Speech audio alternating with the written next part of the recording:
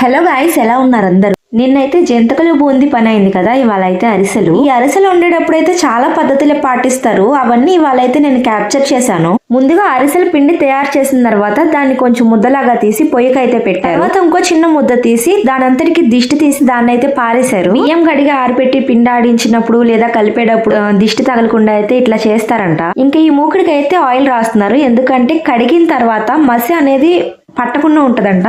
Just ఒక wash చేస్తే చక్కగా క్లీన్ అయిపోతుందని ఈ ఆయిల్ రాసే ఆమె అయితే మా ఇంట్లో రెంట్కు ఉండేవాళ్ళు, ఇప్పుడైతే వేరే చోటకి షిఫ్ట్ అయిపోయారు. కానీ మా కోసం పిండి వంటలు చేయడానికి వచ్చింది. పల్లెటూరులో అంతే, ఇలాగ హెల్ప్ చేయడానికి ఎవరో ఒకరు వస్తూనే ఉంటారు.